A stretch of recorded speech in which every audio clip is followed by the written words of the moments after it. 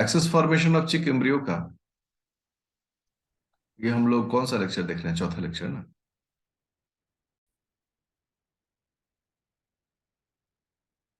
चौथा लेक्चर हम लोग देख रहे हैं। इस प्रीवियस लेक्चर में हम लोग पोस्टीरियर मार्जिनलाइज्ड जोन से बातों को हमने उठाया था कि जिधर पीएमजेड रहेगा वो पोस्टेरियर साइड होगा, इसलिए नाम भी लिख दिया यहाँ पर पोस्टेरियर। तो कोई एम्ब्रियो है अगर चिक का, अगर पीएमजेड इस एरिया में है, तो नाम से ही समझ जाना है कि ये आगे हेड बनना है एंटेरियर, और ये जो है ये टेल बनना है posterior. So things should be very clear, इसमें कहीं कोई ऑब्जेक्शन नहीं होता है। अब हुआ क्या भाई कि ये जो पीएमजेड है ना, यहाँ से क्या सिक्रीट होता है जो ऐसा होता है? तो नाम पड़ा कि यहाँ से WNT8C नाम का एक पैराक्राइन फैक्टर सिक्रीट करता है, जो आगे इंड्यूस करता है किसको? Beta catenin. ठीक है ना। तो ये बीटा कैटेनिन को इंड्यूस करता है। हम सबको मालूम है बीटा कैटेनिन क्या है, एक ट्रांसक्रिप्शन फैक्टर। ट्रांसक्रिप्शन फैक्टर है। तो ट्रांसक्रिप्शन फैक्टर का रोल कहाँ दिखता है? इसका रोल दिखेगा in the nucleus of PMZ, in the nucleus of PMZ cells. क्योंकि ये ट्रांसक्रिप्शन फैक्टर तो न्यूक्लियस में दिखेगा, काम दिखेगा। ठीक है। और इस काम को अच्छे से करने के लिए एक सिग्नल सिस्टम जो है वो काम करता है, इसका नाम होता है transforming growth factor beta family signal. देखिए कैसे मिलजुल कर काम होता है फैमिली सिग्नल। हाँ। और ये सिग्नल जो है ये जरूरी है इसके काम को करने के लिए। अगर ये साथ में हो, ये काम अच्छे से कर लेता है। अगर लोगों ने देखा कि मान लो कि ट्रांसफॉर्मिंग ग्रोथ फैक्टर बीटा हटा दें या इसका इनहिबिटर यूज करें, तो लोगों ने देखा कि WNT8C के काम करने में भी व्यवधान आता है। और जब transforming growth factor beta family को भी इंड्यूस किया गया वहां पर, तो लोगों ने देखा कि अरे ये जो है ये तो बड़ा अच्छे से काम करने में मदद करता है। तो मेनी ऑफ द टाइम्स बहुत सारी चीजें ऐसी होती हैं जो कि मतलब आपको हेल्प करता है बाहर से सपोर्टिंग सिस्टम के लिए। साथ ही साथ क्या है कि ये जो पीएमजेड देख रहे हैं, ये पीएमजेड और भी छोटे छोटे फैक्टर्स को सिक्रीट करता है। जैसे एक तो इसमें से क्या निकला पीएमजेड में से? WNT8C। और ये निकालता है एक और भी ट्रांसक्रिप्शन फैक्टर का नाम, जिसका नाम होता है विज 1। ठीक है ना। ये दोनों फैक्टर यहां से निकलते हैं। जो विज 1 फैक्टर है, ये TGF बीटा जो जिसकी मैंने चर्चा की है ना, इस फैमिली का मेंबर है। मेंबर है। ठीक है ना। और जब ये दोनों साथ में, क्यों मैंने क्या कहा कि अगर आप TGF बीटा फैमिली को हटा देंगे तो WNT8C नहीं काम कर पाता, लेकिन अगर ये काम कर रहा है आगे, इसका भी इसमें प्रभाव देखा जाता है।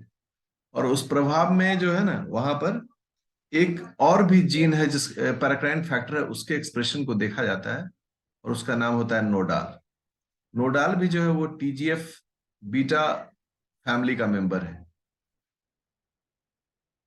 फैमिली का मेंबर है। तो ये सब जब साथ में काम करता है ना, तब जाके WNT8C जो है वो बीटा कैटेनिन को इंड्यूस करता है, और बीटा कैटेनिन जो है फर्दर पोस्टेरियर साइड को फॉर्म करता है, पोस्टेरियर को बनाता है। अब आप समझ लें कि कैसे महत्वपूर्ण है कि अगर WNT8 कर रहा है, ये बीटा कैटेनिन को एक्टिवेट कर रहा है और ये पोस्टेरियर साइड बना रहा है, तो उसी वक्त PM.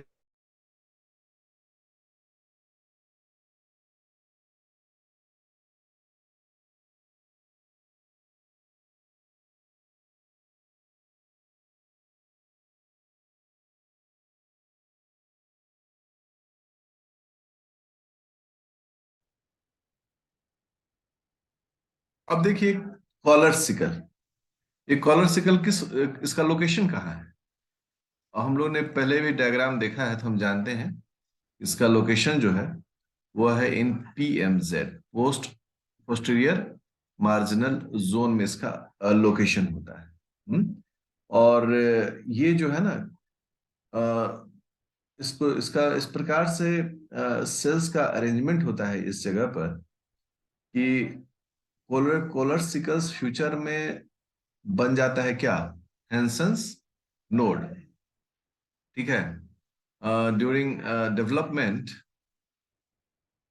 During the development of किसका development, primitive streak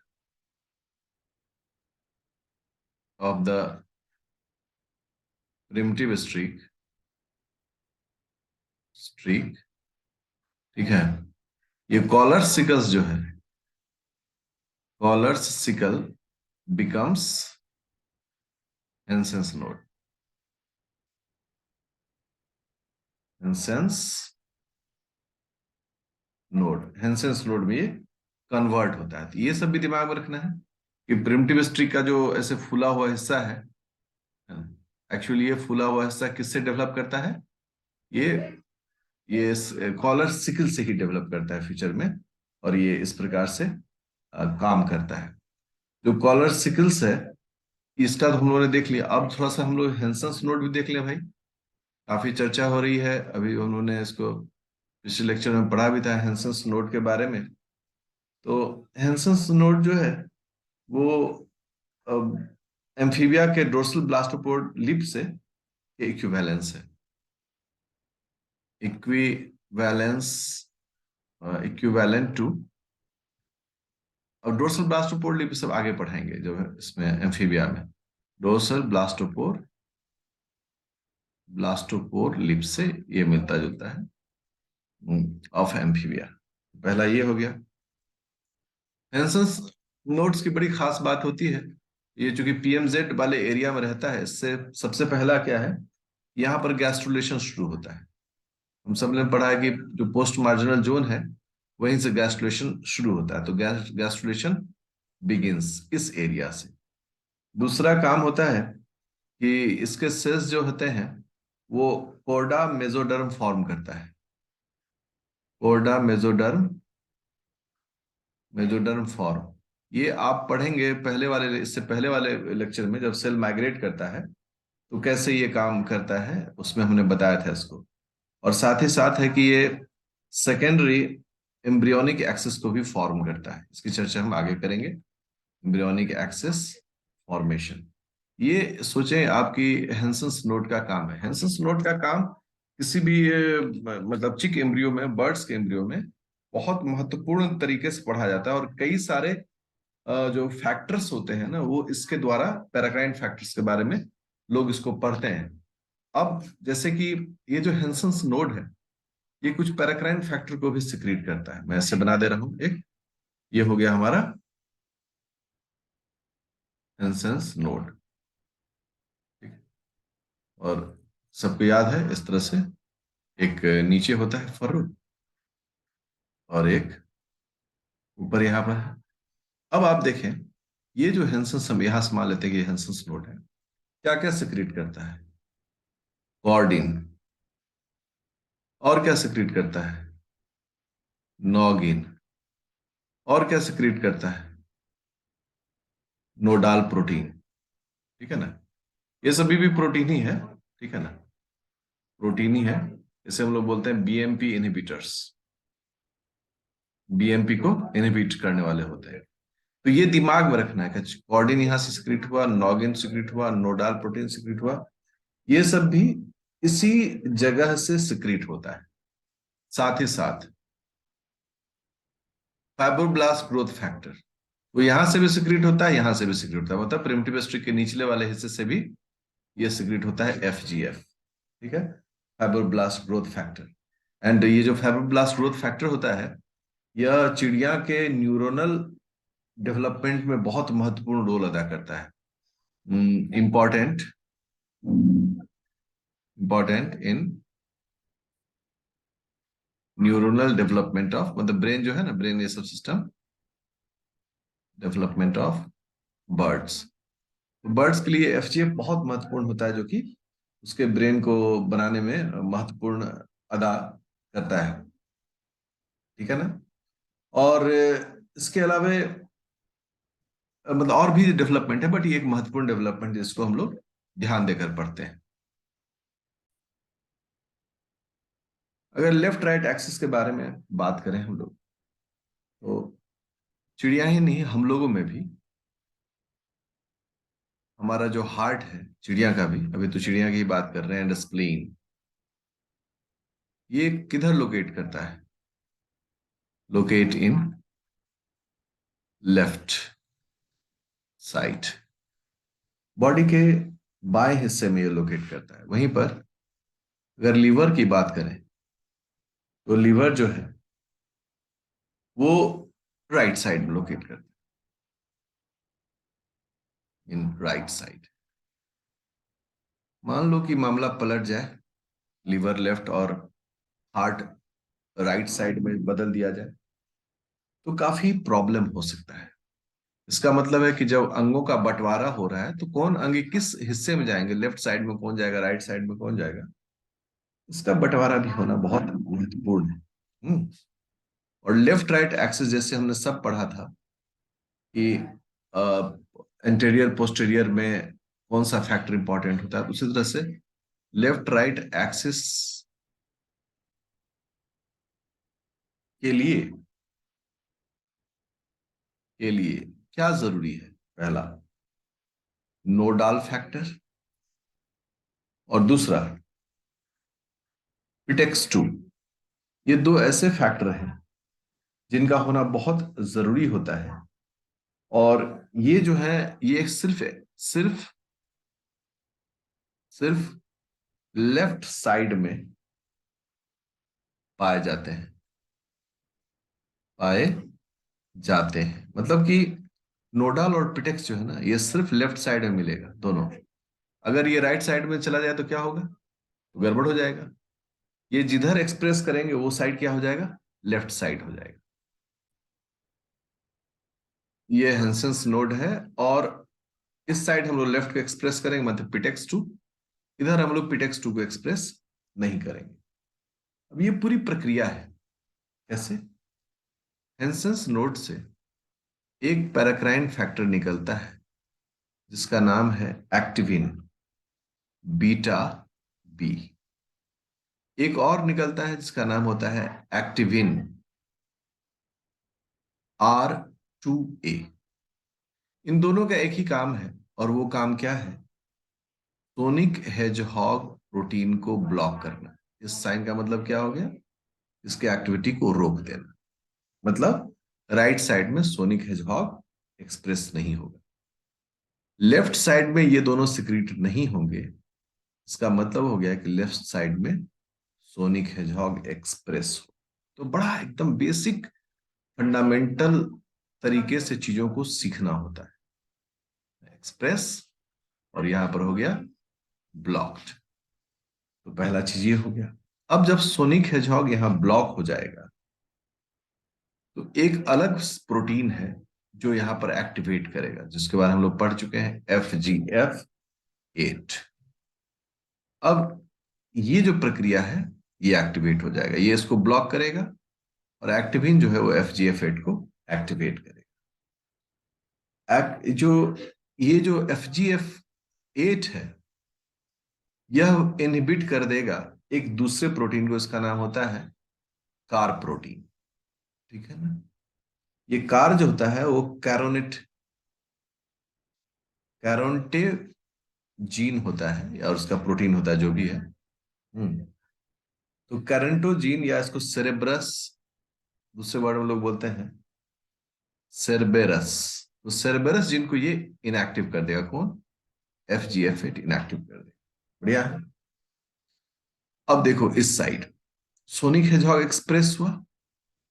sonic hedgehog जब एक्सप्रेस होता है, यह एक्टिवेट कर देता है एक प्रोटीन, एक जीन को, जिसका नाम होता है कैरोन्टे जीन या सेरबेरस जीन। ठीक है ना? ये एक्टिवेट हो गया। यहां पर क्या हो गया? ये इसको ब्लॉक कर दिया गया, यहां पर ये एक्टिवेट हो। एकदम क्लियर कट चीजें जो है वो घटनाएं हम देखते हैं। ये जो है, ये सारी घटना अब तक कहाँ हो रही है? हेंसेंस नोड में, मतलब नोड में ये काम हो रहा है। अब इसके बाद जो काम होगा, वो होगा लैटरल प्लेट मेजोडर्म। ये तो आप सब समझते हैं, लैटरल प्लेट मेजोडर्म। मेजोडर्म, यहां पर ये काम, अब घटनाएं हम लोग देखते हैं। ठीक है, एक लाइन से हम इसको डिमार्केट भी कर देते हैं। ये देखिए, हमने इसको ऐसे डिमार्केट कर दिया, देखिए भाई दोनों को अलग कर दिया। अब मुद्दा यहां पर क्या आता है कि यहां पर बोन मॉर्फोजेनेटिक प्रोटीन होता है। ठीक है? ये प्रोटीन नॉर्मली नोडाल को या लिफी को ब्लॉक करता है। ये क्या करता है, जो कार्नोटे है या सेरेब्रस है, ये इस बीएमपी को ब्लॉक कर देता है। याद रखिएगा, सेरेबेरस जो है ये बीएमपी इनहिबिटर है। क्या है ये? BMP inhibitor. तो ऑब्वियसली ये क्या कर दिया इसने, बीएमपी को इनहिबिट कर दिया। अब जब बीएमपी इनहिबिट हो गया तो फिर देखिए कैसे चीजें काम करती है। बीएमपी के इनहिबिट होने से यहाँ दो प्रोटीन एक्टिव मतलब पर असर पड़ता है। एक होता है नोडाल प्रोटीन और एक होता है लेफ्टी टू। नोडाल प्रोटीन एक्टिव हो जाएगा और लेफ्टी टू इनएक्टिव हो जाएगा। अब यही घटना हम लोग देखने जा रहे हैं बगल में। यहां पर क्या होता है, क्योंकि यहाँ कार्नोटेजिन खुद ही इनएक्टिव होता है, खुद ही ये इनएक्टिव होता है, तो बीएमपी क्या होगा यहाँ पे, ये हम यहाँ पर बीएमपी इनएक्टिव लिख देते हैं। यहाँ पर बीएमपी जो है वो एक्टिव हो जाएगा। अब जैसे बीएमपी एक्टिव हो जाएगा तो नोडाल और लेफ्टी के रिलेशंस बदल जाएंगे। अब यहाँ पर क्या करेगा ये नोडाल को इनएक्टिव कर देगा। मैं चिन्ह भी यूज कर रहा हूं। ये बीएमपी जब एक्टिव होगा तो नोडाल को ये इनएक्टिव कर देगा, लेकिन ये लेफ्टी टू जीन जो है उसको ये एक्टिव कर देगा। मतलब ठीक उसका उल्टा काम यहाँ पर ये करेगा। ठीक है, बीएमपी अगर इनएक्टिव रहेगा तो नोडाल टू एक्टिव हो जाएगा और लेफ्टी जो है वो ऐसे करके, मतलब वो इनएक्टिव है। ये एक बेसिक पैरेलल में दोनों का रिलेशनशिप चल रहा है। अब ये जो एक पट्टी यहां पर दिख रहा है ऑरेंज कलर का, यहां पर एक प्रोटीन है जो काम करता है, इसका नाम होता है रेटिनोइक एसिड। ये इस पर एक्ट करता है और यहां पर जो जीन होता है उस जीन का नाम होता है लेफ्टी वन। लेफ्टी वन, याद रखिएगा, यहां पर टू है, यहां पर क्या है, लेफ्टी वन है।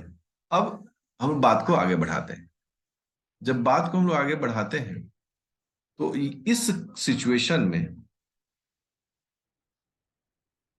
दो तरह के जीन्स पर ये दो अलग अलग एक्सप्रेशन करता है। जब ये कंडीशन रहेगा कि नोडाल एक्टिव लेफ्टी टू इनएक्टिव, तो स्नेल जीन जो है वो इनएक्टिव हो जाएगा, मतलब ब्लॉक हो गया। ब्लॉक देख रहे हैं। और पिटेक्स टू जो है यह एक्टिव हो जाएगा। जैसे मैंने कहा कि देखें अभी पिटेक्स टू आने वाला है।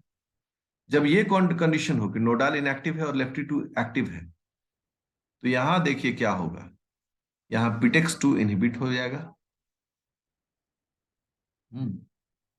और यहां कौन सा जीन जो है वो एक्टिव हो जाएगा, स्नेल जीन जो है वो एक्टिव हो जाएगा। अब पिटेक्स टू अगर एक्टिव हो गया तो यहां क्या बनेगा, लेफ्ट, ये लेफ्ट साइड हो जाएगा। और जब स्नेल एक्टिव हो जाएगा तो क्या हो जाएगा, राइट साइड हो जाएगा। इस प्रकार से लेफ्ट और राइट साइड का जो है फॉर्मेशन होता है। ठीक है, और इस सीरीज को इसी प्रकार से पढ़ना जैसे हमने पढ़ाया अभी।